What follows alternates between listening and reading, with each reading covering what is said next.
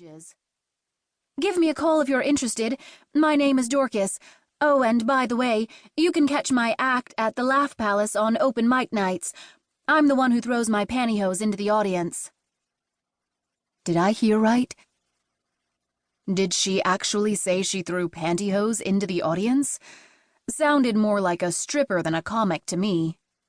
Needless to say, I didn't write down her number. In the first place, I wasn't really a comedy writer. And in the second place, even if I was a comedy writer, the last thing I wanted to do was write jokes for a pantyhose-tossing comic.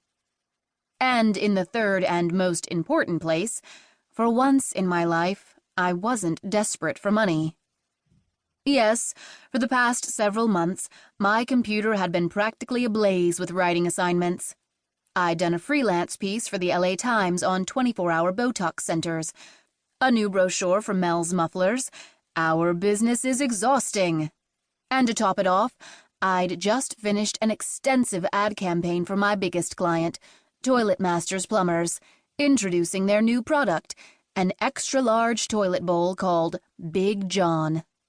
All of which meant I had actual funds in my checking account. What's more, if my job interview today went well, I'd be bringing home big bucks from the Reuben McCormick ad agency. I'd answered their ad for a freelance writer, and much to my surprise, Stan McCormick himself had called me to set up an appointment. Who knows, maybe he'd seen my Botox piece in the LA Times, or maybe he was the proud owner of a Big John. I didn't care why he wanted to see me. All I knew was that I had a shot at a job of one of LA's premier ad agencies, which was why that zit on my chin was so annoying. But with diligent effort and enough concealer to caulk a bathtub, I eventually managed to camouflage it.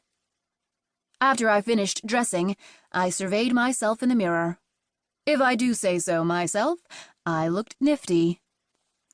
My Prada suit parred inches from my hips, which needed all the parring they could get.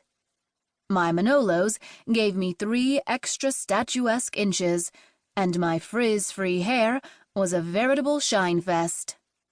I headed out to the living room, where I found Prozac draped over the back of the sofa.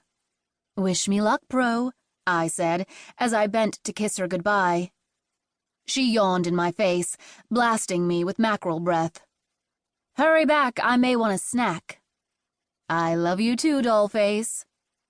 Then I headed outside to my Corolla, where the birds were chirping, the sun was shining, and the grass was growing greener by the minute. Nothing, I thought, could possibly go wrong on such a spectacular day. I'm sure the gods had a hearty chuckle over that one. Chapter 2. The Reuben McCormick Agency was headquartered in a high-rent business complex in Santa Monica, a gleaming Mediterranean extravaganza with swaying palm trees and waterfalls out front. If you didn't know it was an office building, you'd swear you were at a Ritz-Carlton. I drove past the waterfalls to the impeccably landscaped parking lot, thrilled to have landed an interview in such august surroundings. The lobby was deserted when I got there. It was nearly 11, that quiet time before the lunch rush, and I had the place all to myself. I rang for the elevator and started rehearsing my opening greeting. "Hello, Mr. McCormick," I said to the elevator doors. "I'm Jaine Austen."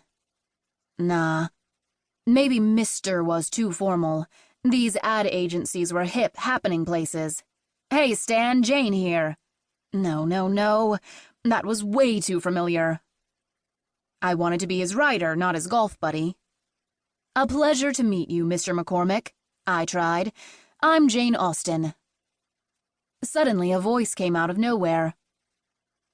"Pleasure to meet you too, Miss Austen."